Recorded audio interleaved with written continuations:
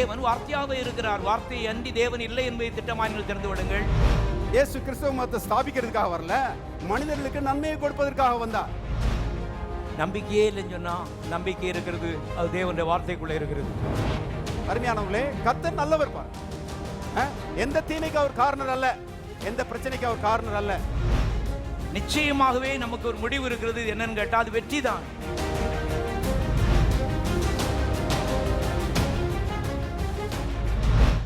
கர்த்தருடைய வார்த்தையை திரும்புவோம். யாத்திராமத்தின் புஸ்தகம் 3வது அதிகாரம் 8வது வசனம். அவர்களை எகிப்தியன் கைக்கு விடுதலையாக்கவும் அவர்களை இந்த தேசத்திலிருந்து நீக்கி கானானியரும் ஏத்தியரும் ஏமோரியரும் பெர்சியரும் ஏவியரும் எபூசியரும் இருக்கிற இடமாகிய பாலும் தேனும் ஓடுகிற நலம் விசாலமான தேசத்தில் கொண்டு போய் சேர்க்க நான் இறங்கினேன். பல 100 ஆண்டுகள் அடிமைத்தனத்தில் கட்டப்பட்டிருந்த மக்களை கர்த்தர் விடுதலையாக்கி அவர்களுக்கு ஒரு நல்ல வாழ்வை இந்த பூலோகத்திலேயே கொடுத்தார் என்பதை இந்த வசனம் நமக்கு சொல்லுகிறது. தேவன் மாறாதவர் இந்த காலவெளியிலே நன்மை செய்யும்படி அவர் நம்மத்திலே வந்திருக்கிறார். வாழ்க்கையிலே பல்வேறு அலலாலே கட்டப்பட்டவர்கள் இயேசுவே என்ற உள்ளத்துக்குள்ள வாரும் என்று அவருக்கு அழைப்பு கொடுங்கள். நீர் ஆண்டவர் என்று அறிக்கையிடுங்கள். கர்த்தர் பாவத்தை மன்னித்து சமாதானத்தை உங்களுடைய உள்ளத்திலே தருவார். இயேசு கிறிஸ்துவை ஏற்றுக்கொண்ட தேவனுடைய பிள்ளைகள் இங்கே சொல்லும் பொழுது கானான் தேசம் அல்லது கிறிஸ்தவ ஜீவியத்தினுடைய அந்த படம், அதுதான் கானான் தேசம். அது ஒரு நல்ல தேசம், விசாலமான தேசம்,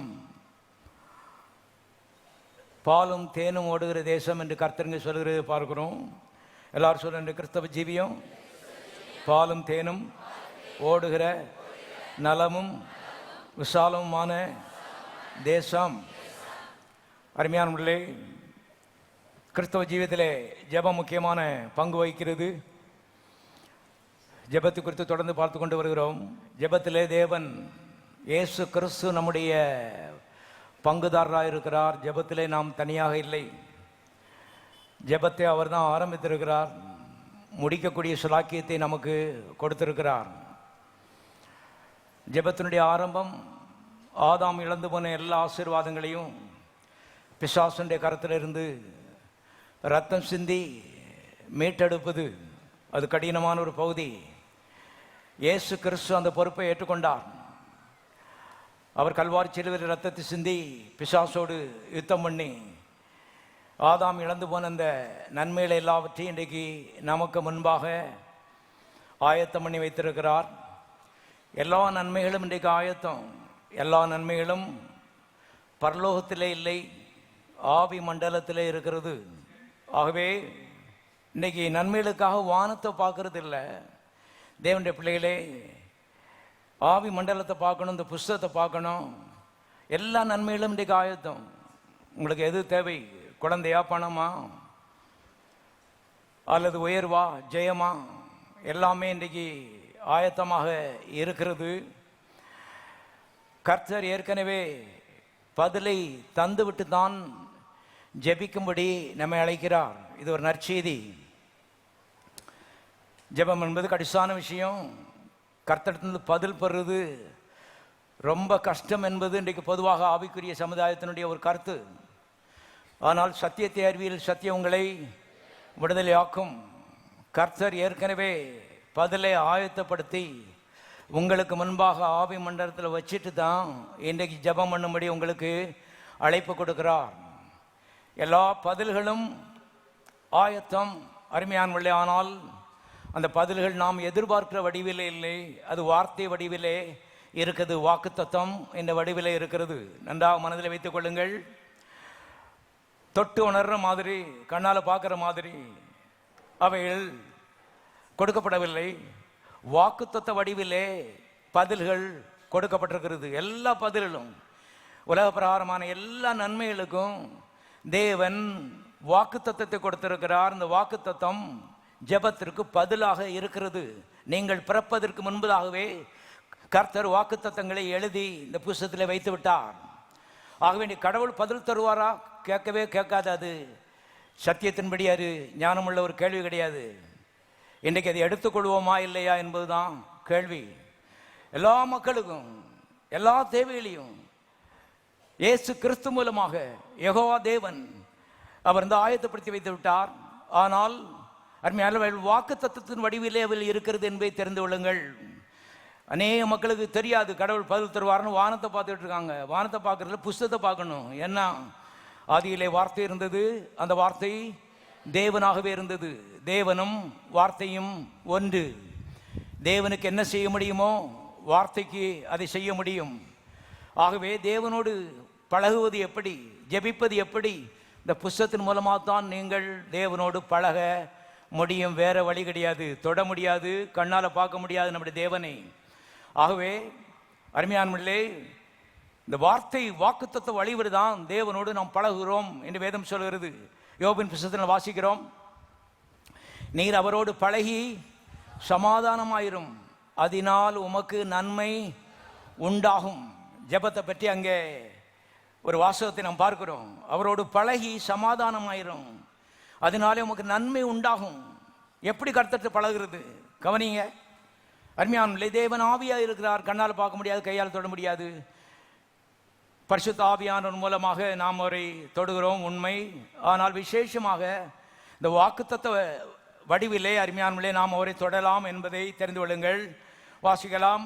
எபேசியர் 1:3.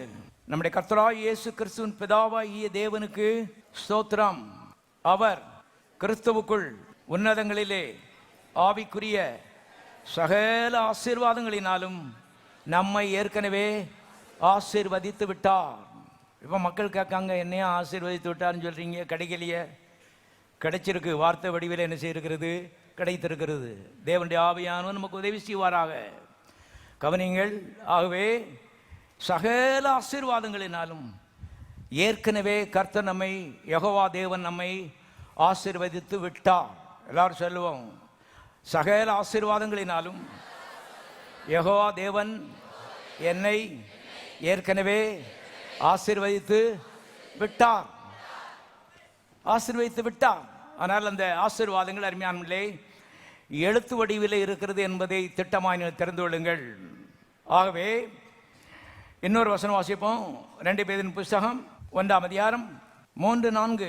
தம்முடைய மகிமையினாலும் காருண்யத்தினாலும் நம்மை அழைத்தவரை அறிகிற அறிவினாலே ஜீவனுக்கும் தேவ பக்திக்கும் வேண்டிய யாவற்றையும் அவருடைய திவ்ய வல்லமையானது நமக்கு தந்தருளி இருக்கிறது.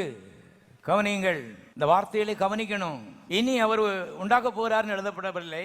கல்வாரியில் எப்பொழுது முடிந்ததுன்னு சொன்னாரோ அப்போதே அருமையானவர்களே உங்களுடைய பதில்கள், பங்குகள் ஆயத்தம். இங்கே எழுதப்பட்டிருக்கு, ஜீவனுக்கும் தேவ பக்திக்கும் வேண்டிய யாவற்றையும் அவருடைய வல்லமை ஏற்கனவே என்ன செய்திருக்கிறது?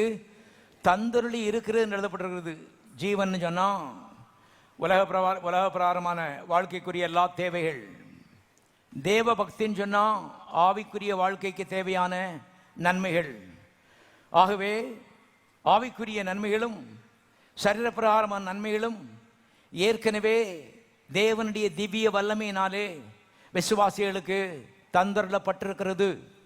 அது எப்படி இருக்கிறது என்று அடுத்த வசனத்தில் வாசிக்கிறோம். இச்சையினால் உலகத்தில் உண்டான கேட்டுக்கு தப்பி திவ்ய சுபாவத்துக்கு பங்குள்ளவர்கள் ஆகும் பொருட்டு, எல்லாம் சத்தமாசிங்க, மகா மேன்மையும் அருமையுமான வாக்கு தத்தங்களும் அளிக்கப்பட்டிருக்கிறது. கவனியுங்கள், முந்தின வசனத்தில் சொன்னார் சரப்பிரகாரமான நன்மைகள், ஆவிக்குரிய நன்மைகள் எல்லாவற்றையும் தேவனுடைய திவ்ய வல்லமை அல்லது பரிசுத்த ஆவியானவர் ஏற்கனவே தந்தள்ளி விட்டார். எந்த வடிவத்திலே தந்தள்ளி இருக்கிறார் என்று அடுத்த வசனத்தில் எழுதப்பட்டிருக்கிறது. மகா மேன்மையும் அருமையுமான வாக்கு தத்தங்கள் வடிவிலே அதை என்ன செய்திருக்கிறார்? தந்திருக்கிறார். அருமையான இந்த வாக்கு தத்தங்கள் மகா மேன்மையானது, அருமையானது. ஏனென்றால் நீங்கள் விரும்புகிற எல்லா நன்மைகளும் அதற்குள்ளே பொதிந்து வைக்கப்பட்டிருக்கிறது. கர்த்தர் ஒரு பார்சலை கொடுக்கிறாரு, அதுதான் வாக்குத்தத்தம் என்ற ஒரு பார்சல். அதுக்குள்ளே நீங்கள் எதிர்பார்க்கிற அந்த ஆசீர்வாதம் பொதியப்பட்டிருக்கிறது. இப்போ அந்த பார்சலை வாங்கணும், அந்த பார்சலை வச்சு ஏதோ ஒன்று நீங்கள் செய்ய வேண்டும். வானத்தை நோக்கி கூப்பாடு போடுறதில்லை. இன்றைக்கு கிறிஸ்தவ உலகத்தில் நேர் செய்கிற மாதிரி கஷ்டம்னா உடனே முழங்கால் போட்டு வானத்தை நோக்கி பாருங்கள் கூப்பாடு போடுறாங்க. தண்ணி குடியாமல் உபாசம் இருந்து சரீரத்தை வருத்துகிறார்கள். இவையில் அருமையானவர்களே, வேதத்திற்கு ஒவ்வாது என்பதை தெரிந்து கொள்ளுங்கள். ஏற்கனவே கர்த்தர் வாக்குத்தத்த வடிவிலே ஆசீர்வாதங்களை நமக்கு தந்து விட்டார். பழைய ஏற்பாட்டு காலங்களிலே மக்கள் இந்த வாக்குத்தத்தத்துக்காக காத்திருந்தார்கள். இயேசுநாதருடைய காலம் பழைய ஏற்பாட்டுக்கும் புதிய ஏற்பாட்டுக்கும் மத்தியில், அந்த காலத்திலையும் மக்கள் இந்த வாக்குத்தத்தத்துக்காக தேவனுடைய வாயை பார்த்துட்டு இருந்தாங்க. இன்றைக்கு புதிய ஏற்பாட்டில் ஒரு மேன்மை என்னன்னு சொன்னால், நாம் தேவனுடைய வாயை இன்றைக்கு பார்க்க வேண்டிய அவசியம் இல்லை. எல்லா வாக்குத்தத்தங்களும் ஏற்கனவே நமக்கு எழுதி கொடுக்கப்பட்டிருக்கிறது. இந்த புஸ்தகத்தினுடைய கடைசி பக்கத்துக்கு திரும்புங்க. அதில் கடைசி வசனம் வாசிக்கிறேன். நம்முடைய கர்த்தராகிய இயேசு கிறிஸ்துவின் கிருபை உங்கள் அனைவரோடும் கூட இருப்பதாக, ஆமேன். அதுக்கு அடுத்தாலும் இன்னொன்று இருக்குது, அதை வாசிங்க. புதிய ஏற்பாடு என்ன செய்தது? முற்றிட்டு. அவ்வளோதான். இன்னி கடவுள் வாயை திறந்து உனக்கு ஏதோ ஒன்று பேச போகிறது இல்லை. பேச வேண்டியது எல்லாவற்றையும் என்ன செய்துவிட்டார்? பேசிவிட்டார், எழுதிவிட்டார், முற்றி விட்டது. அவ்வளோதான், ஃபினிஷ்டு. கற்று சொல்லிட்டார். இனி அந்த தீர்க்கதரிசிட்ட போய் ஏதாவது என்ன சொல்லுவார்னு கேட்கலாம். கேட்காத. கத்தர் க்ளோஸ் பண்ணிட்டாருன்னு போட்டிருக்கு.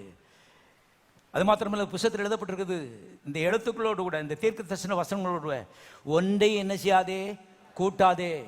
இன்னும் ஒன்று உனக்கு தேவையில்லை. உனக்கு தேவையான எல்லா வாக்கு தத்தங்களும் எழுதப்பட்டு உனக்கு கொடுக்கப்பட்டிருக்கிறது. முற்றிட்டு. கவனிங்கள். ஆக வேண்டிய எதையோ ஒன்று இப்படி வானத்தை இப்படி பார்த்துட்டு இருக்குது இல்லை. எழுதப்பட்ட வார்த்தைகளை என்ன செய்ய வேண்டும்? பார்க்க வேண்டும், கவனிக்கணும். அருமையான, இதற்கு முக்கியத்துவம் தர வேணும், முதலிடம் தர வேண்டும். இவளில் தான் உங்களுடைய எதிர்காலம் இருக்கு என்பதை திட்டமாக நீங்கள் தெரிந்து கொள்ளுங்கள். ஆகவே இயேசுநாதர் காலத்திலிருந்து ஒரு சம்பவத்தில் நான் வாசக காண்பிக்க விரும்புகிறேன். வாசிக்கலாம். மத்தேயு சுவிசேஷம் 8ஆம் அதிகாரம் 5ஆம் வசனத்திலிருந்து. இயேசு கப்பர்நகூமில் பிரவேசித்த போது நூற்றுக்கு அதிபதி ஒருவன் அவரிடத்தில் வந்து, ஆண்டவரே, என் வேலைக்காரன் வீட்டிலே திமிர்வாதமாய் கிடந்து கொடிய வேதனைப்படுகிறான் என்று அவரை வேண்டிக் கொண்டான். அதற்கு இயேசு, நான் வந்து அவனை சுஸ்தமாக்குவேன் என்றார். நூற்றுக்கு அதிபதி பிரயுத்தரமாக, ஆண்டவரே, நீர் என் வீட்டுக்குள் பிரவேசிக்க நான் பாத்திரன் அல்ல. சத்தமாசிங்க. ஒரு வார்த்தை மாத்திரம் சொல்லும், அப்பொழுது என் வேலைக்காரன் சுஸ்தமாவான். பாருங்கள், இயேசுநாதர் வாழ்ந்த காலத்தில் கர்த்தருடைய வாயை பார்த்துக்கிட்டு இருந்தாங்க. ஒரு வார்த்தை ஒரு வாயிலிருந்து வந்துச்சுன்னா அதுக்குள்ள என்னுடைய பதில் இருக்கிறது, என்னுடைய சுகம் இருக்கிறது, பலம் இருக்கிறது, பணம் இருக்கிறது, குழந்தை இருக்கிறது, என்ன வேண்டுமோ வார்த்தைக்குள்ளே இருக்கிறது. ஆகவே இந்த நூற்றுக்கு அதிபதி விவரமாக பேசுகிறான் பாருங்க. வீட்டுக்கு வர வேண்டாம் ஆண்டவரே, வாயை திறந்து ஒரு வார்த்தை என்ன செய்யுங்க, சொல்லுங்க. அது காலவேளை கர்த்தருடைய ஆவியானவர் சொல்றார். உண்டு எல்லா பிரச்சனைக்கும் கர்த்தர் வாயை திறந்து பேசின வார்த்தைக்குள்ளே பதில் இருக்கிறது. புரிந்து கொள்ள வேண்டும். லட்சம் பேர் இதை புரிந்து கொள்ளவில்லை கிறிஸ்தவ உலகத்தில். அதனால தான் தீர்க்கதரிசிட்டு ஓடுறாங்க, வானத்தை பார்த்து கூப்பாடு போட்டுக்கிட்டு இருக்காங்க. பதில் தேவனுடைய வாயிலே இருக்கிறது என்று சத்தியவேதம் சொல்கிறது. இந்த நூற்றுக்கு அதிபதி அருமையானவர்களே, ஒரு அஞ்ஞானி. அவன் யூதம் கிடையாது. ஆனால் அவனுக்குள்ளே ஒரு பெரிய ஒரு வெளிச்சம் இருந்தது. இந்த ஆளுடைய வாயில அற்புதம் என்ன செய்கிறது? இருக்கிறது. அவர் சொல்ல ஆகும், அவர் கட்டளையிட நிற்கும். அவன் சொல்றான் பாருங்க, ஒரு பிரசங்கம் பண்ணு சொல்ல, 1 மணி நேரம் பிரசங்கம் பண்ணுங்க சொல்ல, ஒரு வார்த்தை, ஒன் வேர்டு, ஒரு வார்த்தை சொல்லும், என் வேலைக்காரன் என்ன செய்வான்? சொஸ்தமாயிருவான். வேதம் சொல்லுறது, கர்த்தர் சொன்னாரு, உன் விசுவாசம் பெரியது. பாருங்களுக்கு, பெரிய விசுவாசம் என்பது என்ன? தேவனுடைய வாயிலிருந்து புறப்பட்ட வார்த்தைகள் மேலே வைக்கிற நம்பிக்கை தான் பெரிய விசுவாசம். கவனிங்கள். ஆகவே வார்த்தையின் மேலே வைக்கிற நம்பிக்கை, எல்லாரும் சொல்லுவோம், வார்த்தையின் மேல் வைக்கிற நம்பிக்கை.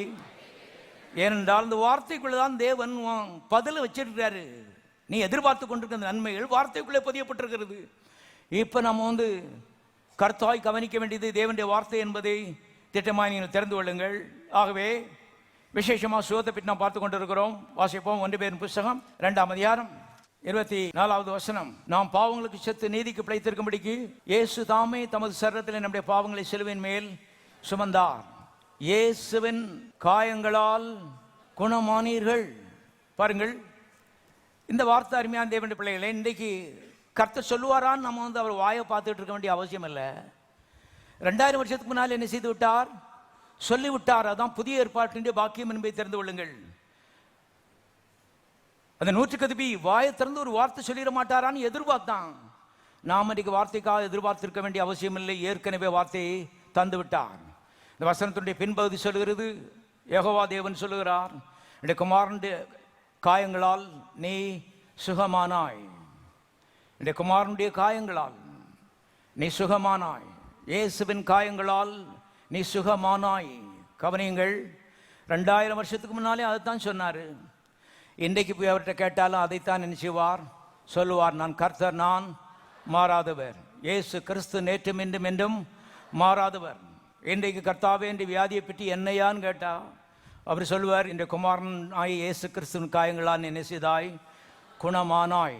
அருமையானவர்களே, இன்றைக்கு கர்த்தர் வாக்குத்தத்தங்களை முன்கூட்டியே கொடுத்து விட்டு ஜெபிக்க அழைக்கிறார் என்பதை தெரிந்து கொள்ளுங்கள். வியாதி உங்களுக்கு இன்றைக்கு வந்திருக்கிறது.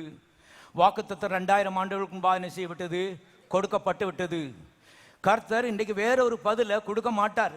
வேற ஒன்றையும் அவர்கிட்ட எதிர்பார்க்க முடியாது என்பதை தெரிந்து கொள்ளுங்கள். சொன்னதை தான் சொல்ற கர்த்தர்.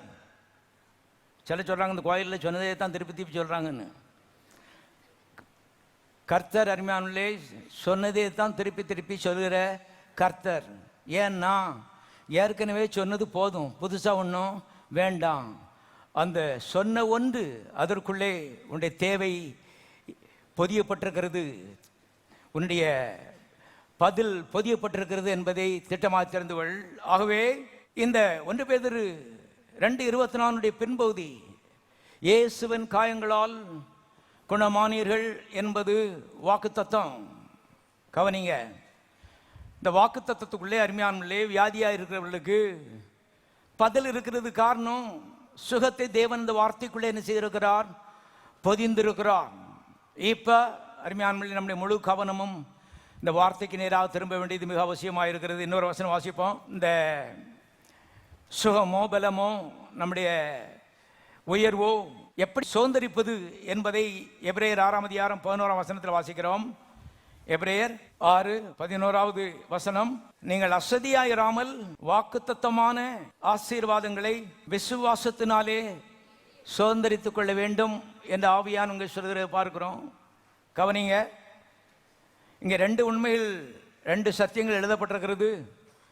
ஒன்று, நீங்கள் எதிர்பார்க்கிற ஆசீர்வாதங்கள் வாக்குத்தத்த வடிவில் இருக்கிறது. மறுபடியும் இங்கே அதுதான் வருது என்பதை கவனிங்கள். வேதம் முழுவதும் இப்படித்தான் சொல்லுகிறது.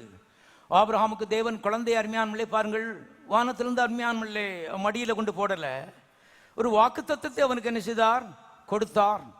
அவன் அதை விசுவாசத்தினால் என்ன செய்தான், சுதந்திரித்தான். நான் கர்த்தர், நான் மாறாதவர், நீங்களும் அப்படித்தான் செய்ய வேண்டும். வேற ஒரு ரூட்டு கிடையாது, கடவுளுக்கு வேற 10 வழி கிடையாது என்பதை தெரிந்து கொள்ளுங்கள். ஒன்றே ஒன்றுதான், அவர் வார்த்தையின் தேவன். அவர் அவருடைய தேவைக்கு வாக்குத்தத்தத்தை கொடுக்கிறார். மனிதன் வாக்குத்தத்தத்தை சுதந்திரித்துக் கொண்டு அந்த ஆசீர்வாதத்தை சொந்தமாக்க வேண்டும். ஆகவே முழு கவனம் இன்றைக்கு வாக்குத்தத்தத்தின் மேலே இருக்கும்படி தேவன் எதிர்பார்க்கிறார். இங்கே விசுவாசிகளுக்கு சொல்லும் பொழுது வாக்குத்தத்தமான ஆசீர்வாதங்களை எல்லாரும் சொல்லுவோம். வாக்குத்தத்தமான ஆசீர்வாதம், ஆசீர்வாதம் அருமையானவர்களே வாக்குத்தத்த வடிவிலே தரப்பட்டிருக்கிற என்பதை தெரிந்து கொள்ளுங்கள். வாக்குத்தத்தம் இல்லாம உனக்கு ஆசீர்வாதம் இல்லை.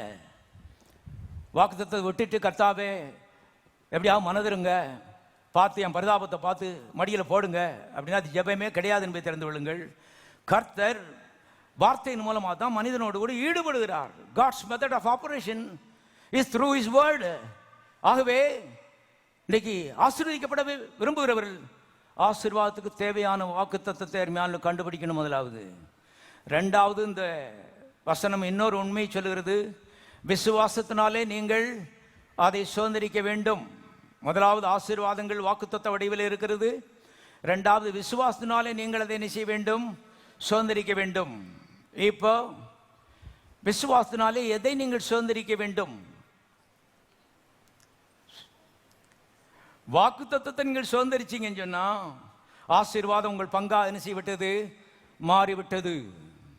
ஏனென்றால் வாக்குத்தத்தமும் ஆசீர்வாதமும் பிணைந்து இருக்கிறது. இப்போ ஒரு மனுஷன் வாக்குத்தத்தத்தை கண்டுபிடிச்சு அதை அருமையானவர்களே சுதந்திரிக்கும் பொழுது, சொந்தமாக்கும் பொழுது ஆசீர்வாதம் என்னுடைய பங்காக என்ன செய்கிறது, மாறுகிறது. இயேசுவின் காயங்களால் குணமானீர் என்ற அந்த வாக்குத்தத்தத்துக்குள்ளே சுகம் இருக்கிறது. ஒரு மனுஷன் அந்த வாக்குத்தத்தத்தை இவனுடைய சொந்தமாக அல்லது சுதந்திரமாக ஆக்கும் பொழுது இப்போ சுகம் அவனுடைய பங்காக என்ன செய்கிறது, மாறுகிறது. சுகத்தை பெற்றுக்கொள்வதற்காக அருமையான இன்னைக்கு பல்வேறு முயற்சிகளை பண்ண வேண்டிய அவசியம் இல்லை. ஒரே ஒரு முயற்சி, தேவனுடைய வாக்குத்தத்தம், சுகத்தை பற்றிய வாக்குத்தத்தத்தை என்னுடைய சொந்தமாக என்ன செய்ய வேண்டும்? மாற்ற வேண்டும். அதை என்னுடைய சுதந்திரமாக மாற்ற வேண்டும். வார்த்தை உன்னுடைய சுதந்திரமாய் மாறும் பொழுது, அந்த வாக்குத்தத்தம் உன்னுடைய சுதந்திரமாய் மாறும் பொழுது, அது என்ன சொல்லுகிறதோ அந்த ஆசீர்வாதமும் உன்னுடைய சுதந்திரமாக என்ன செய்யப்படுகிறது? மாறிவிடுகிறது. இதுதான் கர்த்தர் வைத்திருக்க பேட்டர்ன். ஆகவே இந்த வழியிலே நீங்கள் போவீர்களானால் வாக்குத்தத்த மனிதர்களாய் என்ன செய்வீர்கள்? மாறிவிடுவீர்கள். இதுதான் கிறிஸ்தவ விஜயத்தின் அழைப்பு. வார்த்தை மனிதர்களாய் மாறுகிறது தான் கிறிஸ்தவ விஜயத்தின் அழைப்பு என்பதற்கு காரணம், தேவன் வார்த்தையாவே என்ன செய்கிறார்? இருக்கிறார். ஆகவே அதிக ஜபங்களுக்கு பதில் பெற்றுக்கொள்ள ஒரு மனிதன் அதிக வாக்குத்தத்தங்களை அவனுடைய சொந்தமாக மாற்றும் பொழுது ஒரு வார்த்தை மனிதனாக மாறுகிறான், குட்டி தேவனாக என்ன செய்கிறான்? மாறுகிறான் என்பதை தெரிந்து. இதான் மேலான ஒரு அனுபவம். அந்த வரமும் இந்த வரமும் அதுவும் இதுவும் எதுவுமே தரிசனங்களும் சொப்பனங்களும் இவையெல்லாம் மேலான காரியங்கள் கிடையாது. ஒன்றே ஒன்றுதான் எல்லாவற்றுக்கும் மேலானது, அருமையானதும் மேன்மையானதுமான வாக்குத்தத்தம். அதுதான் அருமையானவர்களே குடும்பங்களுக்கு இன்றைக்கு மிக மிக முக்கியமாக இருக்கணும். விசுவாசிகளுக்கு முக்கியமாக இருக்க வேண்டும். காரணம் இதுதான் நம்மை வாழ வைக்க போகிற விவரம் என்பதை நீங்கள் தெரிந்து கொள்ளுங்கள். ஆகவே வார்த்தைகளை நம்முடைய சொந்தமாக மாற்றும்படி தேவன் எதிர்பார்க்கிறார். இதுதான் புதிய ஏற்பாட்டில் இருக்கிற முக்கியமான மேன்மை. நான் ஏற்கனவே சொல்லியிருக்கேன், எபிரேயரில் எழுதப்பட்டிருக்கிறது புதிய உடன்படிக்கைன்னு சொல்கிறாரு. சொல்லிட்டு என்ன சொல்கிறாருன்னா, என் வார்த்தைகளை உங்களுடைய மனதிலே நான் என்ன செய்வேன்? எழுதுவேன், உள்ளத்திலே பதித்து மனதிலே எழுதுவேன். இதுதான் புதிய உடன்படிக்கை. கவனிங்க. ஆகவே உடன்படிக்கைனா கான்ட்ராக்ட், ஒரு ஒப்பந்தம். கர்த்தனுக்கு ஒரு ஒப்பந்தம் பண்ணியிருக்கிறாரு. என் வார்த்தைகள் உண்ட மனதில் எழுதப்பட வேண்டும், பதிக்கப்பட வேண்டும்.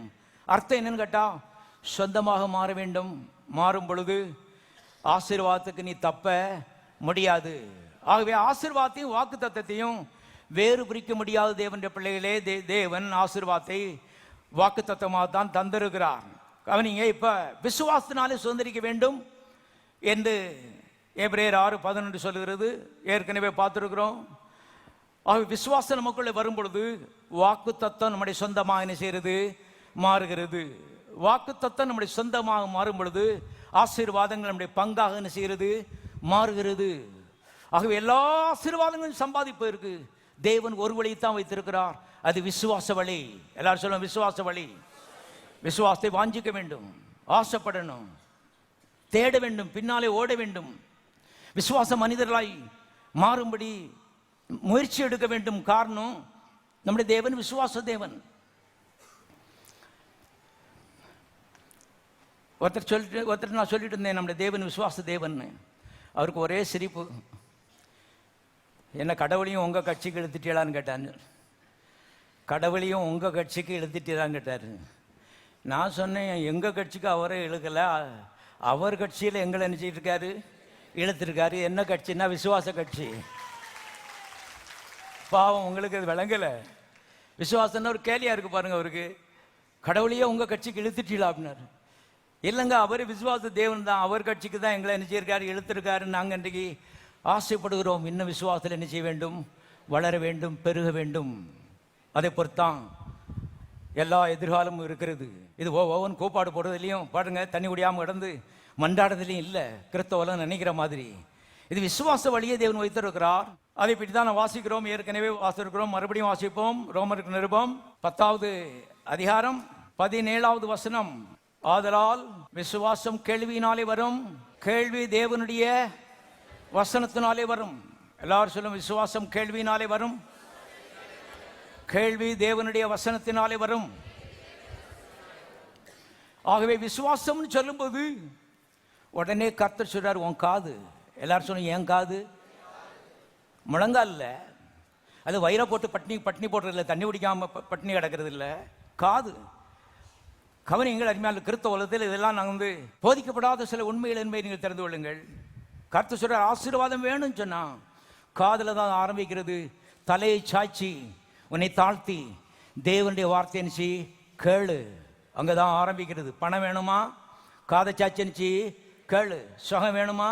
காதை சாச்சி கேளு, அங்கதான் ஸ்டார்டிங் பாயிண்ட். அருமையான கர்த்தர் சொல்றாரு, விசுவாசம் திரும்ப திரும்ப இந்த காதினாலே கேட்கிறதுனாலே வரும். எல்லாரும் சொல்லும் வரும். விசுவாசம் இல்லை என்கிறதா இன்றைக்கு அநேகருடைய அங்கலாய்ப்பு. யாரோ ஒருத்தர் கர்த்தர் பூசணிக்காய் மாதிரி விசுவாசம் கொடுத்துட்டாரு, நமக்கு விசுவாசம் இல்லைங்கிறது தான் இன்றைக்கு மக்களுடைய அங்கலாய்ப்பு. கர்த்தர் சொல்றார், நீ சம்பாதிச்சிடலாம். விசுவாசம் வரும். எதனாலே வரும்? தேவனுடைய வார்த்தையின் மூலமாக என்ன செய்யும்? வரும். விசுவாசத்தை உனக்கு கொடுக்கக்கூடிய மூலப்பொருள் தேவனுடைய வார்த்தை. ஆகவே தேவனுடைய வார்த்தை மிக முக்கியமான இடத்திலே நம்முடைய கிறிஸ்தவ வாழ்க்கையில் வைக்கப்பட வேண்டியது அவசியமாக இருக்கிறது. தேவன் தேவரகமான விசுவாசத்தை வார்த்தைக்குள்ளே அடைத்து வைத்து திரும்ப திரும்ப காதில் கேட்கும்போது தேவரகமான விசுவாசம் நமக்குள்ளே என்ன செய்கிறது?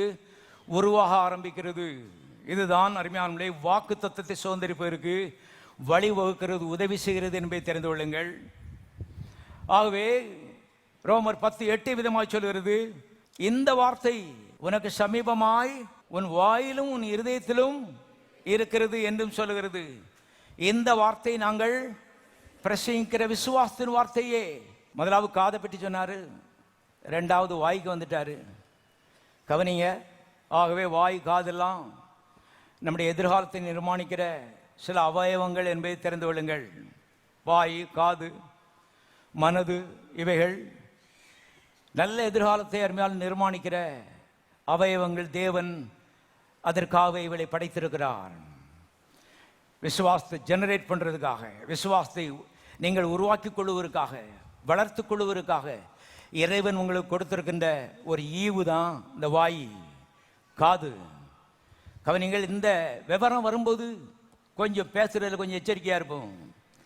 கண்டதையும் பேச மாட்டோம். காரணம், எதிர்காலத்தை நாம் இழந்து போக விரும்பவில்லை. நல்ல நல்ல எதிர்காலம் வேண்டும் என்று விரும்புகிறோம். அது விசுவாசத்துக்குள்ள என்ன செய்யறது?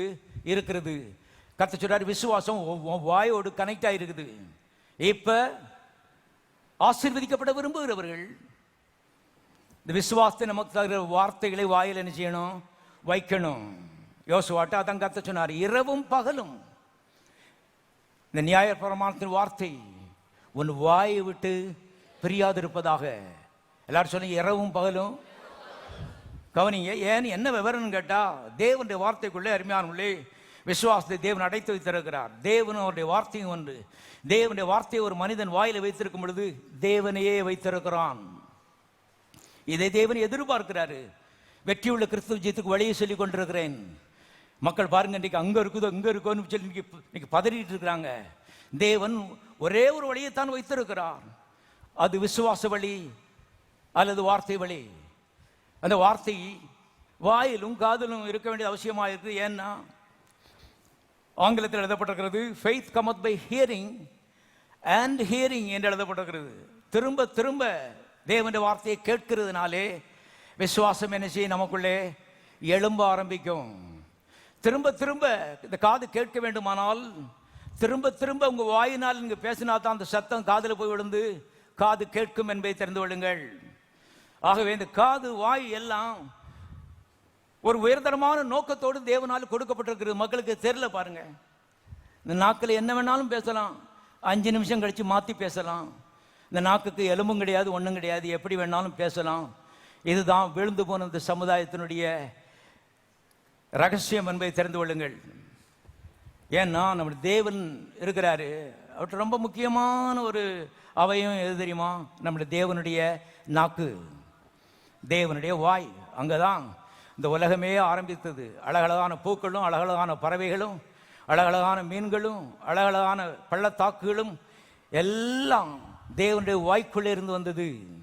கவனிங்கள். ஆகவே கர்த்தர் சொல்றார், என்னுடைய சாயலில் ஒன்றைய படைச்சிருக்கிறேன். உன் வாயும் ரொம்ப ரொம்ப முக்கியம், ரொம்ப ரொம்ப முக்கியம். உலகத்தில் வாழுகிறாய், தேவையானது பேச வேண்டும், அவசியம்தான். ஆனால் அவசியம் இல்லாத காரியத்தை நிச்சயாத பேசாத. எத்தனை பேர் நல்ல எதிர்காலத்தை விரும்புகிறீர்கள்? நம்ம கிட்ட இருக்குன்னு கத்து சொல்கிறாரு. அருமையான கவனியங்கள். போன வாரத்தில் நான் சொன்னேன் பாருங்க, பல ஆண்டுகள் கடவுள் ஏதோ எதிர்காலத்தை அவர் கையில் வச்சிருக்காரு. சிலர் உயர்த்துறாரு, சிலர் தாழ்த்தி போடுறாரு. நம்ம வந்து தாழ்த்தப்பட்ட கூட்டத்தில் உள்ள ஆளு. இப்படிப்பட்ட எண்ணம் தான் என் மனதில் இருந்தது. ஒரு நாள் கர்த்தருடைய ஆவியான்னு சொன்னார், எதிர்காலத்தை உன் வாயிலையும் உன் காதலையும் உன் மனதிலையும் நான் நினைச்சிருக்கேன், வச்சிருக்கேன். எதிர்காலம் என்கிட்ட இல்லை, எதிர்காலம் உன் கையில் இருக்கிறது. புதிய ஏற்பாட்டிலே ஒரு விதத்தில் சொல்லப்போனால் இன்றைக்கி நம்முடைய எதிர்காலத்தை அருமையானே நாம தான் நிர்மாணிக்கணும். தேவன் 100% நல்ல எதிர்காலம் உங்களுக்கு வேண்டுமென்றே அவர் விரும்புகிறார். உங்களுடைய பட்சத்தில் இருக்கிறார். ஆனால் தீர்மானிக்கிறது நீங்க தான். அருமையான கவனிங்கள். ஆகவே நல்ல எதிர்காலம் வேண்டுமானால் அருமையான கவனிங்க. இந்த வாயு காது மனதை குறித்து மிகுந்த எச்சரிக்கையாக இருக்க வேண்டியது மிக அவசியமாக இருக்கிறது. இந்த கிறிஸ்தவ வாழ்க்கையில் ஆரம்பங்கள்லாம் பார்த்தீங்கன்னு சொன்னால் எல்லாம் 7 நாள் உபாசம் 7 நாள் உபாசம். ஒரு 7 நாள் உபாசம் முடிகிறதுக்கு முன்னாடி அடுத்த 7 நாள் உபாசத்தை திட்டம் போட்டுருவேன். இந்த உபாசத்தில் ஏதாவது கிடைச்சான்னு கேட்டால் ஒன்றும் கிடைக்கல, அடுத்தலையும் ஒன்றும் கிடைக்க போகிறதில்ல. பாருங்கள், இப்படிப்பட்ட நிலையிலே உபாசம்தான் இந்த வாழ்க்கையிலே முக்கியமான ஒரு பங்கு வைத்தது. போன வார்த்தை சொன்னேன், மறுபடியும் சொல்கிறேன். தேவன் நல்லவர். அமெரிக்காவிலேருந்து 5 வெள்ளைக்காரங்களை எனக்காகவே கூட்டிகிட்டு வந்தார். எனக்காகவே அவர் இந்த வாய் காது மனது தேவனுடைய வார்த்தையை பற்றி பேசினாங்க. அது மாத்திரமில்லை, செழிப்பு சுகம் ஆரோக்கியம் நீடிய வாழ்வை பற்றி பேசினாங்க. 3 நாட்கள். நான் இன்னைக்கு 8-9 செஷன் நடக்கும்போது நாங்கள் உட்காந்துருக்கேன். எனக்குள்ள ஒரு சத்தம் கேட்குது, எல்லாமே பொய், இதெல்லாம் பொய், இதெல்லாம் என்ன நடக்குமா? நம்ம இவ்வளோ உபாசம் இருந்துகிட்டு இருக்கோம், நமக்கு ஒன்றும் நடக்கலை. இவன் வெள்ளைக்கார போய் 5 ஸ்டார் ஹோட்டலில் தங்கிட்டு இருந்துட்டு செழிப்புங்கிறான், அதுங்கிறான், இதுங்கிறான், இதெல்லாம் என்ன நடக்கிற காரியமா? எல்லாம் பொய்ங்கிற ஒரு சத்தம் என் மனதில் கேட்டுக்கொண்டு இருந்தது. அந்த கூட்டம் முடிஞ்சிச்சு. நான் ஒன்றையும் பெற்றுக்கொள்ளவில்லை. வீட்டுக்கு வந்துட்டேன், மதுரைக்கு. தேவன் மகா நல்லவர். அடுத்த வருஷம் அதே மாதிரி 5 வெள்ளைக்காரன் வந்தான் செமினார். அவங்களும் வந்து காது வாய் மனது தேவனுடைய வார்த்தை செழிப்பு ஆரோக்கியம் எல்லாவற்றையும் பேச ஆரம்பித்தார்கள். கர்த்தருடைய ஆவியானவர் என்கிட்ட பேசினார். ஒன்னே தவிர எல்லாவனும் பொய்யந்தானா? தாழ்த்து ஒன்னைய காதை சாச்சி என்ன சொல்றாங்கிற நினைச்சி கேளு. கவனியங்கள். தேவன் பேசுகிற தேவன். வாழ வைக்கிறதுக்கு அருமையான கர்த்தர் பேசிதான் வாழ வைக்கிறார் என்பதை தெரிந்து கொள்ளுங்கள். மறுபடியும் அப்படித்தான் போய் உட்கார்ந்துருந்தேன். கர்த்தர் சொன்னார், தாழ்த்து ஒன்னைய எல்லாரும் பொய்ய நினைக்க ஒன்னே தவிர. ஆகவே தாழ்த்த ஆரம்பித்தேன், காதை சாய்க்க ஆரம்பித்தேன், அவள் சொன்னதை பிடிக்க ஆரம்பித்தேன். அதனுடைய வாழ்க்கையை என்ன செய்யவிட்டது? மாற்றிவிட்டது. என்னுடைய வாழ்க்கையை மாற்றிவிட்டது. அதில் அற்புதம் என்னன்னு கேட்டால், அதுக்கப்புறம் ஒரு செமினார் நடக்கவே இல்லை. எனக்காகத்தான் 2வதும் அந்த ஆட்கள் பிடிச்சிட்டு வந்திருக்காரு. காரணம், உங்களுக்கு சொல்லிக் கொடுக்கணும்னா யாரோ ஒரு தேவையாக இருக்குது, யாரோ ஒரு தேவையாக இருக்கிறது. கவனியங்கள். ஆகவே அருமையான குடும்பங்கள் வாழ்வதற்கு தேவன் 100% ஆசையாக இருக்கிறார். பதில் தருவாரா? கேட்கவே கேட்காத, அவர் தான் பதில். அதற்காக ரத்தத்தை சிந்தி பதில வச்சுக்கிட்டு நீ எடுத்துக்கிட மாட்டியான்னு சொல்லி அவர் ஆவலா என்ன செய்கிறார்? காத்து கொண்டிருக்கிறார். நீ ஜெபத்துக்கு பதில் பெற்றுக்கொள்ள வேண்டும் என்று விரும்புகிறது காட்டணும், நீ பெற்றுக்கொள்ள வேண்டும் என்று 100 மடங்கு அவர் அதிகமாக என்ன செய்கிறார்? விரும்புகிறார். காரணம், ரத்தம் சிந்தி இருக்கிறார். ஆக தேவனை பற்றி கேள்வியிலே கேட்கவே கூடாது. அருமையான மனதிலிருந்து எடுத்து விட வேண்டும். இன்றைக்கு இந்த ஆசீர்வாதங்களை எப்படி சுதந்திரிப்பது என்பதுதான் நம்முடைய ஒரு முயற்சியாக இருக்க வேண்டும் என்பதை நீங்கள் தெரிந்து கொள்ளுங்கள். பாருங்க, திரும்ப திரும்ப இந்த வார்த்தைகளை வைக்க வைக்க வைக்க என்ன தேவையோ, ஒருவேளை உங்களுக்கு பண தேவைன்னு சொன்னா பிலிப்பியர் 4:19, என் தேவன் தம்முடைய மகிமையின் ஐஸ்வர்யத்தின் படி உங்கள் குறைவு எத்தனை? குறைவு எல்லாவற்றையும் இம்மையிலே என்ன செய்வார்? நிறைவாக்குவார். அதான் சரியான மொழிபெயர்ப்பு. தமிழில் தப்பா மொழிபெயர்த்துட்டாங்க. இம்மையிலே நிறைவாக்குவார். திருப்பி திருப்பி அதை வாயில வைக்க வைக்க அருமையான உள்ளே விசுவாசம் எழும்ப ஆரம்பிக்கிறது. சுகம் வேணுமா? இயேசுவின் காயங்களால் சுகமானீர்கள், சுகமானேன். திருப்பி திருப்பி அதை வைக்க வைக்க அருமையான விசுவாசம் உள்ளே எழும்ப ஆரம்பிக்கிறது. இப்போ ஆரம்பத்தில் கவலையும் பயமும் அவிசுவாசமும் நிறைந்திருந்த அந்த மனது இப்போ கொஞ்சம் தைரியம் கொள்ள ஆரம்பிக்கிறது. கவனியங்கள். இப்படிப்பட்ட மாற்றங்கள் எல்லாம் மனதில் நிகழ வேண்டும் என்று தேவன் விரும்புகிறார். இருதயத்தை கொடுத்துட்டீங்க, ரொம்ப நல்லது. கர்த்தர் பாவத்தை மன்னித்து விட்டார், சமாதானத்தை கொடுத்து விட்டார், சொர்க்கத்துக்கு டிக்கெட்டிங் கொடுத்துட்டாரு. இப்போதாவது பூலோகத்தில் வெற்றி பெற வேண்டுமானால் காது மனது வாய் எல்லாம் அர்ப்பணிக்கப்பட வேண்டும். ஆகவே உள்ள அந்த வார்த்தையில வைக்க வைக்க நாளுக்கு நாள் அருமையான வித்தியாசம் தெரிய ஆரம்பிக்கிறது. முதல்ல பயந்து கவலைப்பட்டு கொண்ட மனுஷன் இப்போ யோசிக்கிறான், கிடைச்சிடும், எடுத்துக்கிட்டேன், கண்டிப்பாக அதை வாங்க முடியும். இது மனுஷ பிரகாரமாக பெரிய தேவை. ஆனால் it is easy for God. தேவனுக்கு இது ஈஸி. இவ்விதமாக அருமையானதே, உள்ளே இந்த மனதுக்குள்ளே எண்ணங்கள் மாற ஆரம்பிக்கிறது. எடுத்துக்கொள்ளக்கூடிய ஒரு திராணி, ஒரு கெப்பாசிட்டி, இதை அருமையானே பரிசுத்த ஆவியான உள்ளே உருவாக்குகிறார். எப்பொழுது நீங்கள் ஆவலாக அருமையான வாயில இந்த வார்த்தைகளை வைத்து காதலை வச்சு மனசுல அதை எழுதுறதுக்கு நீங்கள் முயற்சி பண்ணும் பொழுது பரிசுத்த ஆவியான உள்ள ஒரு அற்புதத்தை செய்கிறார். என்ன அற்புதம் கேட்டா, விசுவாசத்தை அவர் என்ன செய்கிறார்? கட்டி எழுப்புகிறார். விசுவாசத்தை நாம உருவாக்கிட முடியாது.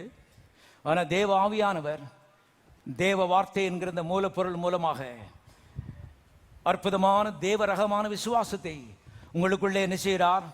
எழுப்புகிறார் என்பதை தெரிந்து கொள்ளுங்கள். இதில் வளர வேண்டும், வாஞ்சிக்க வேண்டும், இதில் அருமையான முன்னேற வேண்டும். எவ்வளவு பாருங்கள், இன்னைக்கு டெபாசிட் இன்னைக்கு நிறைய இருக்கலாம் உங்களுக்கு, கர்த்தருக்கு ஸ்தோத்திரம். ஆனால் எல்லாத்த காட்டிலும் பெரிய டெபாசிட்டு இந்த விசுவாசங்கிற டெபாசிட் தான். எல்லாத்த காட்டிலும் பெரிய டெபாசிட். அங்கே எங்களுக்கு டெபாசிட் இருக்குது, இங்கே அது இருக்குது, இது இருக்குது, எல்லாம் நல்லது. பாருங்கள், அது காட்டிலும் மேன்மையான ஒரு காரியத்தை குறித்து நாம் பார்த்து கொண்டு இருக்கிறோம். விசுவாசத்தை குறித்த ஒரு இது ஒரு பொக்கிஷம் என்பதை தெரிந்து கொள்ளுங்கள் தேவனுடைய பிள்ளைகளே. ஆகவே விசுவாசம் உங்களிலே விதமாக தொடர்ந்து எழும்பும்படி இந்த அறிக்கையிலே மிக உறுதியாக இருக்க வேண்டும் என்று வேதம் சொல்கிறது. வாசிக்கலாம். எபிரேயர் நிருபம் 10ஆம் அதிகாரம் 23வது வசனம். அல்லாமலும் நம்முடைய நம்பிக்கையை அறிக்கையிடுவதில் அசைவில்லாமல் உறுதியாக இருக்க கடவும். ஏன்? கவனிங்க, எல்லாம் ஒரே லைன்ல தான் வருகிறது. ஏன்? வாக்கு தத்துவம் பண்ணினவர் உண்மை உள்ளவராயிருக்கிறாரே.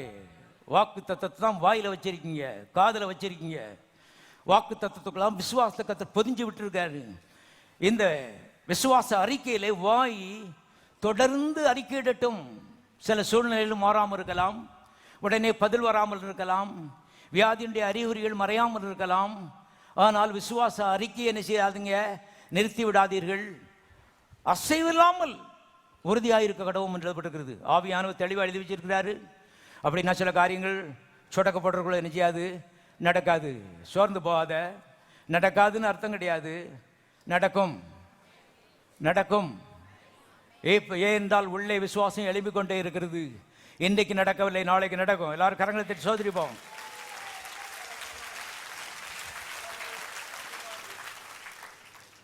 பாருங்கள், something is happening on the inside.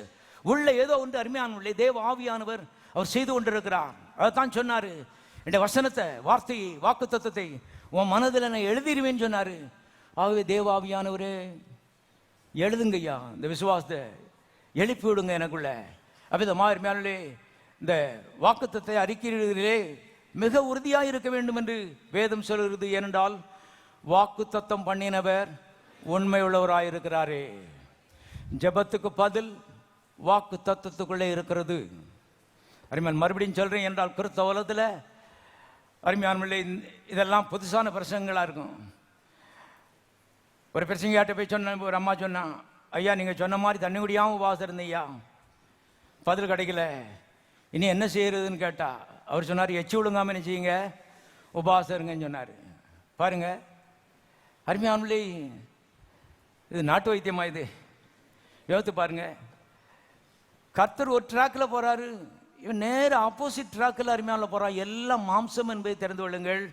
மக்களும் பாவம். பிரசங்க யார் சொல்லிட்டாரு, நீ எச்சியே நினைச்சக்கூடாது, ஒழுங்கக்கூடாது. என் ஜனங்கள் அறிவில்லாமல் என்ன செய்கிறார்கள், சங்காரமாக எழுதப்பட்டிருக்கிறது. ஆகவே தேவனுடைய பிள்ளைகளை சூழ்நிலையில் மாறாமல் இருக்கலாம். அதுக்கு மத்தியிலே விசுவாசத்தை கட்டி எழுப்ப வேண்டும். பாருங்க, சூழ்நிலை மாறலன்னு சொன்னா இன்னும் கொஞ்சம் விசுவாசத்தை என்ன செய்ய வேண்டியது இருக்கிறது, வளர்க்க வேண்டியது இருக்கிறது.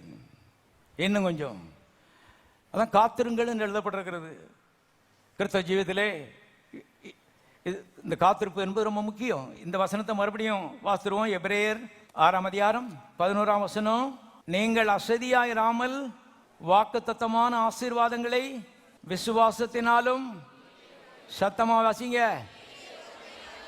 நீடிய பொறுமையினாலும் சுதந்திரித்துக் கொள்ளுங்கள். நமக்கு அவ்வளோ இஷ்டமா இல்லை. சொடக்கு போட்டோன்னே கிடைக்கணும் ஆண்டவரே, அப்போதான் நல்லா இருக்கும். கர்த்தர் சொல்ற, தம்பி இது ஒரு ஆவி உலகம், இதில் சில விதிகள் என்ன செய்கிறது இருக்கிறது, நீ அதை கவனித்து நீ மாறிக்கணும். நான் கர்த்தர், நான் மாற மாட்டேன். ஆகவே பொறுமையினாலே சுதந்திரத்துக் கொண்டு எழுதப்பட்டிருக்கிறது. சிலர்கிட்ட கர்த்தருடைய ஆவியான பேசிக் கொண்டிருக்கிறார். கிடைக்கலன்னு சொல்லி சோர்ந்து போயிருக்கிற, கிடைக்காதுன்னு அர்த்தம் கிடையாது. பொறுமையினாலே அதை என்ன செய்ய வேண்டும், சுதந்திரிக்க வேண்டும். பொறுமை என்பதற்கு ஆங்கிலத்திலே கான்ஸ்டன்ட்லி கான்ஸ்டன்ட் என்று எழுதப்பட்டிருக்கிறது. உறுதியிலே இன்னும் என்ன செய், உறுதியாயிரு. ஏற்கனவே கான்ஸ்டன்டா இருந்துட்ட, ஒருவேளை இன்னும் கிடைக்கல, இன்னும் கான்ஸ்டன்ட் ஆனிச்சு இரு, இன்னும் உறுதியாயிரு. காரணம், வாக்குத்தத்தம் பண்ணினவர் உண்மை உள்ளவராயிருக்கிறாரே. வாக்குத்தத்தம் பண்ணினவர் உண்மை உள்ளவராயிருக்கிறாரே. வானம் பூமி ஒளிந்து போகும், என் வார்த்தையின் எழுத்தாயிலும் எழுத்தின் உறுப்பாயிலும் என்ன செய்யவில்லை, ஒளிந்து போகும் கர்த்தர் சொல்லியிருக்கிறாரு. என்ன அர்த்தம் தெரியுமா? ஒரு காமா, ஒரு ஃபுல் ஸ்டாப்பு, அது கூட மறைந்து போகாதுன்னு கர்த்தர் சொல்றாரு பாருங்க. எழுத்து மாத்திரம் இல்லை, அந்த வாக்கியத்தில் இருக்க ஒரு காமா, ஒரு ஃபுல் ஸ்டாப்பு கூட மறைந்து போகாது. வானம் பூமி என்ன செய்யறோம், ஒளிந்து போய்விடும். ஆவிய பரிசுத்த ஆவியானவர் நமக்குள்ளே அருமையான இந்த கான்ஸ்டன்சி, இந்த மன உறுதியை கட்டளையிடுவாராக. நின்று பிடித்து அருமையான ஜெயிக்கின்ற ஒரு நிலை கிறிஸ்தவ ஜீவத்திலே முக்கியமான ஒரு பங்கு வகிக்கிறது என்பதை தெரிந்து கொள்ளுங்கள். அநேகர் விட்டுறாங்க பாதியிலே, அதனால கிடைக்காம போச்சு. அருமையான தேவனுடைய பிள்ளைகளே, கொஞ்சம் பொறுமையாய் நின்று பிடித்திருப்பார்களானால் அதனுடைய பங்கா என்ன செய்யிருக்கும், மாறி இருக்கும். இன்னொரு வசனம் வாசிப்போம், எபிரேயர் 6:13. ஆபிரகாமுக்கு தேவன் வாக்குத்தத்தம் பண்ணின போது என்ன செய்த போது, வாக்குத்தத்தம் பண்ணின போது, அதுதான் நாம் பார்த்துக்கிட்டு இருக்கோம். வாக்குத்தத்தம் பண்ணின போது ஆணையிடும்படி தம்மிலும் பெரியவர் ஒருவரும் இல்லாதபடியினாலே தமது பேரிலே தானே ஆணையிட்டு, நிச்சயமாக நான் உன்னை ஆசீர்வதிக்கவே ஆசீர்வித்து உன்னை பெருகவே பெருக பண்ணுவேன் என்றார். அந்தபடியே அவன், சத்தமாச்சிங்க, அந்தபடியே அவன் வாக்குத்தத்தத்தை சுதந்திரிச்சிட்டான் போல. பொறுமையாய் காத்திருந்து என்ன செய்தான், வாக்குத்தத்தை சுதந்திரித்தான். எல்லாரும் சொல்லுவோம், பொறுமையாய் காத்திருந்து வாக்குத்தத்தத்தை சுதந்திரித்தான். நீங்களும் பொறுமையாய் காத்திருந்து வாக்குத்தத்தத்தை சுதந்திரிப்பீர்கள் கர்த்தருடைய ஆவியானவர் சொல்கிறார். Be constantly constant. உறுதியாயிரு. அறிக்கையிடுகிறதில்லை, வார்த்தையில் வாயில் வந்துருக்கட்டும். சோர்பான சூழ்நிலை சத்துரு கொண்டு போடும் பொழுது இன்னும் கொஞ்சம் அறிக்கை என்ன செய்யுங்க, கூட்டுங்க, ஆக்சலரேட் பண்ணுங்க இன்னும் கொஞ்சம். இன்னொரு வசனம் வாசிப்போம், எபிரேயருக்கு நிருபம் 4வது அதிகாரம் 14வது வசனம். வானங்களின் வழியாய் பரலோகத்துக்கு போன தேவகுமாரனாய் இயேசு என்னும் மகா பிரதான ஆசாரியர் நமக்கு இருக்கிறபடினாலே, எல்லாரும் சத்தம் வாசிப்போம், நாம் பண்ணின அறிக்கையை உறுதியாய் பற்றி கொண்டிருக்க கடவும். மறுபடியும் மறுபடியும் தேவன் எழுதி வைத்திருக்கிறார். ஆகவே சோர்ந்து போக வேண்டிய தேவையில்லை. என்ன, அந்த டைம் ஃபேக்டர் மாத்திரம்தான் கொஞ்சம் முந்தினதுக்கு பதிலாக கொஞ்சம் பிந்துது, அவ்வளோதான். ஆனால் கண்டிப்பாக என்ன செய்யும், கிடைக்கும். எல்லாரும் கரங்களை சோதரிப்போம். ஆபிரகாம் கர்த்தர் சொன்னார், உடனே கிடைக்கவில்லை. தேவனுடைய பிள்ளைகளே, இதில் நாம் சிந்திக்க வேண்டிய அவசியமாக இருக்கிறது. உடனே கிடைச்சிட்டுனா கர்த்தர் ஸ்தோத்திரம். ஆனால் எல்லா நேரங்களும் உடனே கிடைக்கிறது இல்லை. ஆபிரகாமுக்கு உடனே கிடைக்கவில்லை. ஆனால் பொறுமையாய் காத்திருந்து குழந்தையை என்ன செய்தான், பெற்றுக்கொண்டான். வாக்குத்தத்தம் அவனுடைய சொந்தமாயிட்டு, குழந்தை அவனுடைய பங்காக மாறினது. அதற்கு முக்கியமான 2 காரணங்கள். ஒன்று விசுவாசம், அடுத்தது பொறுமை. ஆகவே மிக மன உறுதியோடு இந்த வார்த்தைகளை சில சமயங்களில் வாயில வைக்க வேண்டியிருக்கும். வியாதின்ற சில அறிகுறிகள் பாருங்க, நம்ம அறிக்கையை கொஞ்சம் கூட்டும்போது சில சமயங்களில் சத்துரு சில அறிகுறிகளை என்ன செய்யறான், கூட்டுகிறான். கர்த்தர் சொல்றாரு, அவனை காட்டில் நீ என்ன செய்ய, கூட்டு, நீ கூட்டு. அவன் நிச்சயமா அருமையான மடங்கி போவான். ஜெயம் உனக்கு தான்.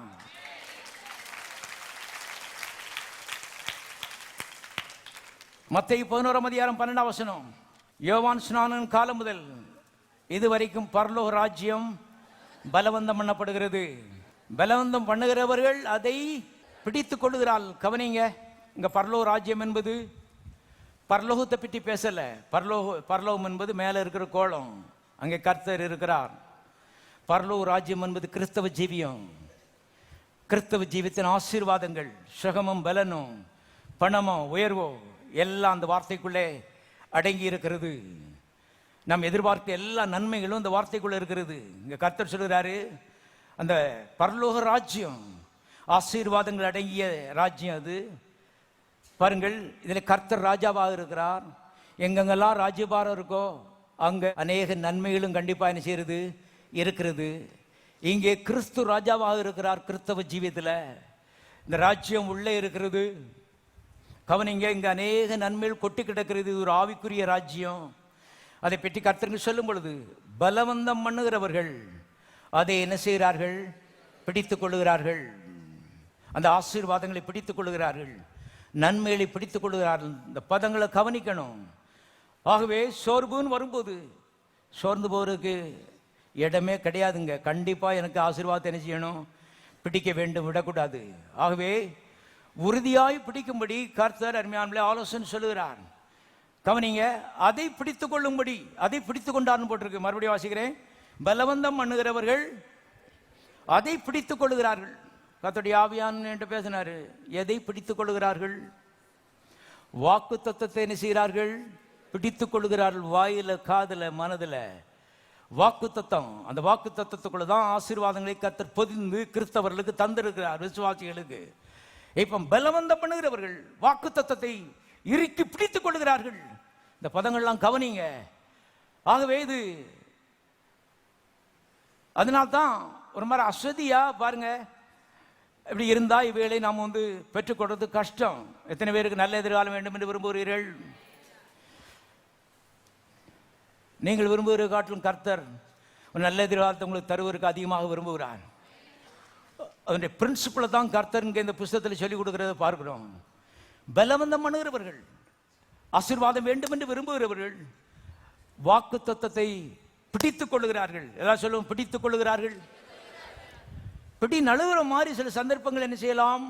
வரலாம். அதனால் தான் கர்த்தர் முன்கூட்டியே எழுதி வைத்திருக்கிறான். ஆகவே பிடிய விடாத காரணம் அங்கதான் நம்முடைய நம்பிக்கை இருக்கிறது, அங்கதான் நம்முடைய எதிர்காலமே இருக்கிறது. காலைவேளை கர்த்தர் சொல்றார், உங்களுடைய எதிர்காலமே இந்த வார்த்தைக்குள்ள தான் என்ன செய்கிறது இருக்கிறது. அருமையான தேவனுடைய பிள்ளைகளே, ஆகவே சங்கீதக்காரனாய் தாவீதுடைய ஜெபத்தை பாருங்க, வாசிக்கலாம். சங்கீதம் 119:43. எல்லாரும் சத்தம் வாசிப்போம். சத்திய வசனம் முற்றிலும் என் வாயில் என்று நீங்க விடாதையும் உம்முடைய நியாய தீர்ப்புகளுக்காக காத்திருக்கிறேன். தமிழ்ல இதில் இந்த பின்பகுதியை தப்பா போட்டாங்க. சத்திய வசனம் முற்றிலும் என் வாயிலிருந்து நீங்க விடாதையும், அது ஒன்றே என்னுடைய நம்பிக்கையா இருக்கிறது. பாருங்க, லிவிங் பைபிள் எழுதப்பட்டிருக்கிறது. சத்திய வசனம் வாயிலிருந்து நீங்க விடாதையும். காரணம், அது ஒன்றுதான் என்னுடைய நம்பிக்கையா இருக்கிறது. அருமையான தேவனுடைய பிள்ளை கவனியுங்கள். இந்த காலைவேளை உங்களுடைய நம்பிக்கை என்ன? பாருங்கள், இயேசுவை உள்ளத்தில் ஏற்றுக்கொள்ளும் பொழுது கர்த்தரின் நம்பிக்கையாக உள்ளே அழைத்தீர்கள், உள்ளே வாருன்னு சொல்லி. அதுக்கப்புறம் கிறிஸ்தவ ஜீவியத்தில் உங்களுக்கு ஒரே ஒரு நம்பிக்கை இருக்க வேண்டியது மிக அவசியமாக இருக்கிறது. அது தேவனுடைய வாக்கு தத்தங்கள். வாக்கு தத்தங்கள் ஏதான் அருமையானவர்களே, இரவு பகலாக தேவனுடைய பிள்ளைகள் பிடிக்கும்படி அழைக்கப்பட்டிருக்கிறார்கள். பிடிக்கிறதுன்னு சொன்னா வாயில பிடிக்கிறது, காதுல பிடிக்கிறது, மனதில் பிடிக்கிறது, இப்படிதான் வாழ்க்கையில பிடிக்கிறது. கவனிங்க. ஆகவே அது ஒன்றே என்னுடைய நம்பிக்கையா இருக்குன்னு சொல்றான் சங்கீதக்காரனாய் தாவீதுடைய வாழ்க்கையிலே. கர்த்தர் அவனை அபிஷேகித்தாரு. பாருங்க, ஆட்டுக்கு பின்னால போயிட்டு இருந்தான். அவனை கட்டாயப்படுத்தி கூப்பிடுறாரு. தவப்பை மறந்துட்டான். மற்ற 7 பையன்களை மார்ச் பாஸ்ட் பண்ண வச்சான் சாமுவேலுக்கு முன்னால. இந்த தாவீதை மறந்தே போயிட்டான். இப்போ சாமுவேல் தான் கேட்கான், உனக்கு வேற ஏதாவது பிள்ளை இருக்குதான்னு கேட்குறான். அப்போதான் தவப்பனுக்கு ஞாபகம் வருது, ஓ ஒருத்தன் கிடக்கான் அங்கே காட்டில் கிடக்கான் அப்படின்னு. சாமுவேல் சொன்னான், ஆள் அனுப்பி அவனை என்ன செய், இங்கே கூப்பிடு, அவன் வரும் வரைக்கும் நான் சாப்பிட மாட்டேன். ஆகவே கர்த்தர் அவிதமாக பர்சனலாக அருமையானே அவனுக்கு ஒரு கால் கொடுக்கார். பாருங்க, அழைப்பு. காற்றிலிருந்து அவனை இழுத்து கொண்டு வந்தார். எதற்கு? அபிஷேக தைலத்தை தலைமையில் ஊற்றி சிங்காசனத்திலே நீ ராஜாவாயிருப்பாய் என்ற வாக்கு தத்தத்தை அவனுக்கு என்ன செய்தார்? கொடுத்தார். இதெல்லாம் உண்மை. உடனே பலிச்சிடல, சொடக்கப்படுறவர்கள் என்ன செய்யல, நடக்கலை. அதான் பாயிண்ட். வாக்கு தத்தத்தை உறுதியாய் பற்றி கொள்ளக்கூடிய மனதை பரிசுத்த ஆவியான எனக்கும் உங்களுக்கும் தருவாராக. அநேருக்கு பாதியில் விட்டுட்டாங்க, கொஞ்சம் முயற்சி பண்ணாங்க, பாதியில் விட்டு விட்டார்கள். வர வேண்டியது போயிடுச்சு. அருமையால கவனிங்க. ஆகவே எடுக்க வரைக்கும் நான் விட போறதுங்க ஒரு விடாப்பிடி பிடிவாதம், பலவந்தம் கிறிஸ்தவ ஜீவிதத்தில் ரொம்ப தேவையாக இருக்கிறது என்பதை தெரிந்து கொள்ளுங்கள். சில காரியங்கள் மாறவில்லை என்றால் மாறும். வாசிக்கலாம் 2 கொரிந்தியர் புத்தகம் 4ஆம் அதிகாரம் 18. ஏனெனில் காணப்படுகிறவைகள் அநித்தியமானவைகள், காணப்படாதவைகளோ நித்தியமானவை. இங்கே காணப்படுகிறவைகள் சொல்றது நாம் கண்ணால பார்க்கிற சூழ்நிலை, சில அறிகுறிகள், சில விரும்பத்தகாத சூழ்நிலைகள், சில பிசாசுடைய கிரியைகள். அதை பற்றி சொல்லும் பொழுது காணப்படுகிற இவைகள் அநித்தியமானவைகள் சொல்றாரு. அநித்தியமானதுன்னு சொன்னா மாறக்கூடியது. காணப்படாதவைகளோ நித்தியமானவைகள்.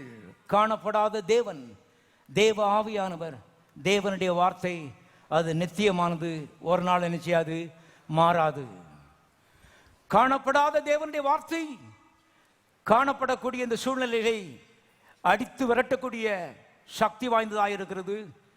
விசேஷமா சூழ்நிலைகள் பிசாசினால் தான் அருமையானே அது உருவாக்கப்படுகிறது என்று தெரிந்து கொள்ளுங்கள். சில மலைகளாக இருக்கலாம், சில தடைகளாக இருக்கலாம், சில விரும்பத்தகாத காரியங்கள் இடைஞ்சலாக இருக்கும்படி சத்ரு அருமையானே வாழ்க்கை பாதையில குறுக்க வச்சு அதான் அந்த திட்டத்தோடு தான் அவன் இருக்கிறான்.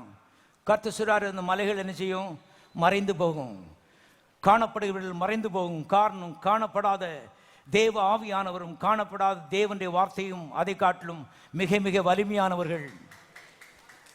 ஆகவே இந்த தேவனுடைய வார்த்தை வாயில வைக்கலாம், கண்ணால பார்க்க முடியாது, கையால் தொட முடியாது. பாருங்க, கர்த்தர் சொல்றாரு, உறுதியாய் பிடிச்சுக்க. எல்லா சூழ்நிலையிலும் மாறிவிடும். எல்லா விரும்பத்தகாத காரியங்களும் மாறி போகும். அருமையானவர்களே பாருங்கள், இன்னும் ஒரு வசனம் வாசிப்போம். ஏசாயாவின் புத்தகம் 55ஆவது அதிகாரம் 11. அப்படியே என் வாயிலிருந்து புறப்படும் வாக்கு தத்தமும் இருக்கும், அது வெறுமையாய் என்னிடத்திற்கு திரும்பாமல் அது நான் விரும்புகிறதை செய்து நான் அதை அனுப்பின காரியமாகும்படி என்ன செய்யும்? கர்த்தருங்க பேசுறாரு பாருங்க. தேவனுடைய பிள்ளைகள் ஒன்றை தெரிந்து கொள்ளுங்கள், தெரியாவிட்டால் தெரிந்து கொள்ளுங்கள். தேவன் அவருடைய வாக்குத்தத்தங்களை உங்க வாய் மூலமா என்ன செய்கிறார்? அனுப்புகிறார். இதை தவிர வேற வழி கிடையாது. தீர்க்கதரிசி வாய் மூலமா இல்லை. அப்படிதான் நாங்கெல்லாம் ஓடி திரிஞ்சோம். இன்னைக்கு கொஞ்சம் கண் திறக்கப்பட்டவர்களாக தெளிவா இருக்கும்.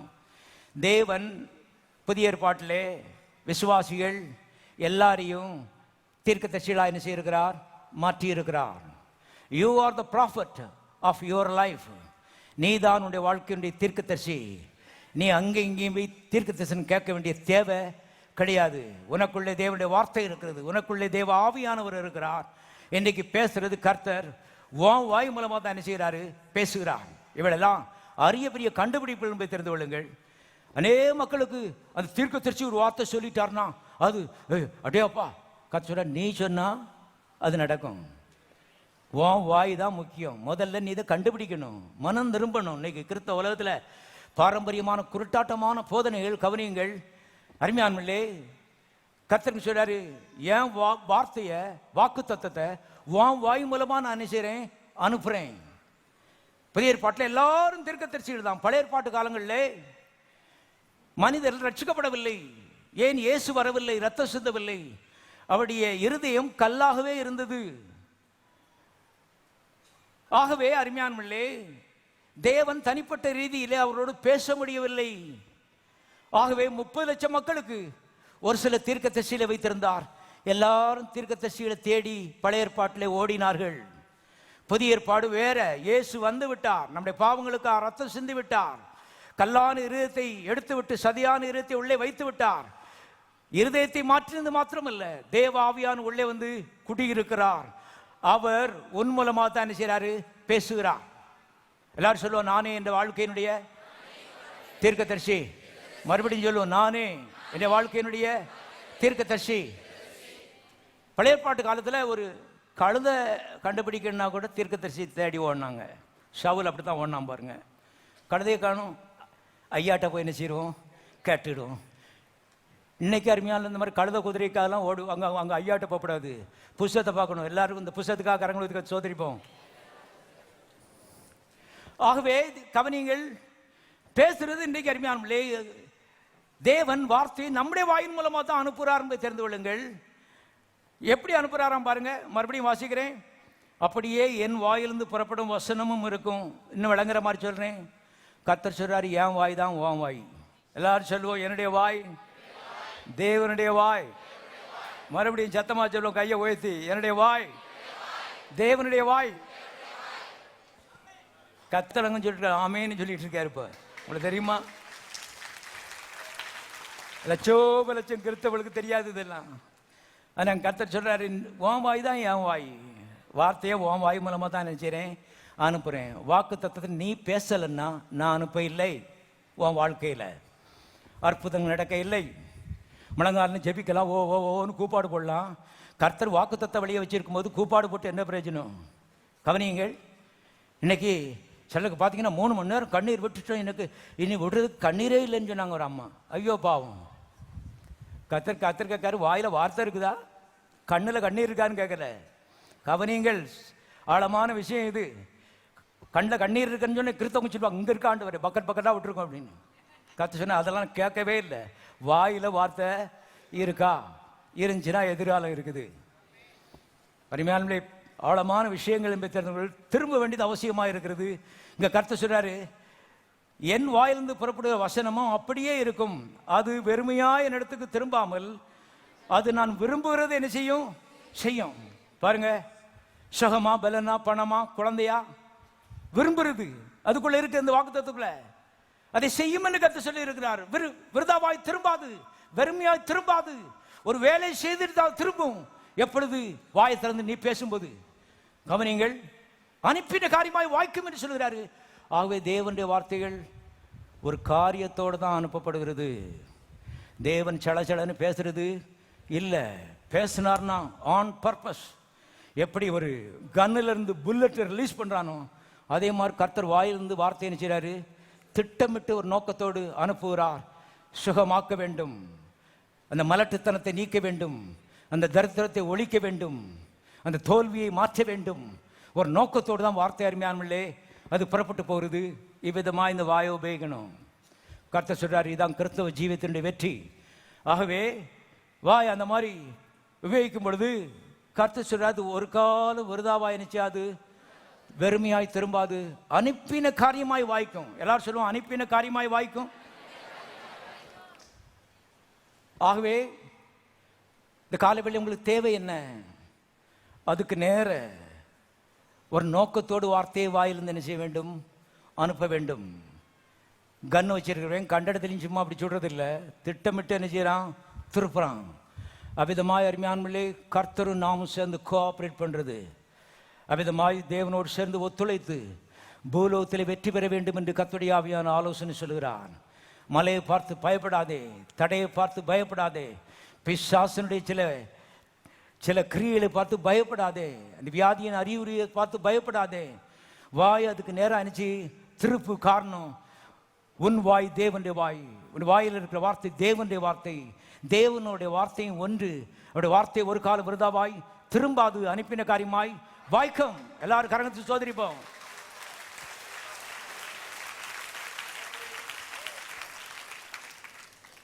கடைசி அவர் வசனம் சங்கீதம் 107:20. தேவன் தமது வசனத்தை அனுப்பி அவர்களை குணமாக்கி பிரேத குழிக்கு தப்பி வைக்கிறார். பாருங்க, வசனத்தை நம்ம வாய் மூலமா அனுப்புறாராம், அதுக்கப்புறம் குணமாக்குகிறார், பிரேத குழிக்கு தப்பி வைக்கிறார். எல்லாமே வசனம் தான் செய்கிறது. தேவனுடைய பிள்ளைகளே கவனிங்க. ஆகவே ஆண்டவர்கிட்ட என்னை குணமாக்குங்க ஐயா அப்படி சொல்றது கூட அருமையானே சரியில்லை. உடனே கர்த்தர் சொல்வார், என்று குமாரனாகிய இயேசுவின் காயங்களால் நீ ஏற்கனவே அரிசதாய் குணமானாய். சொல்லிட்டேன், நான் மாற மாட்டேன், நீ தான் மாறிடணும். கரெக்டாக கவனிக்கணும். ஆகவே வசனத்தை வாய் மூலமா அனுப்புகிறார். அந்த வசனம் போய் குணமாக்குகிறது, பிரேத குழிக்கு தப்பி வைக்கிறது.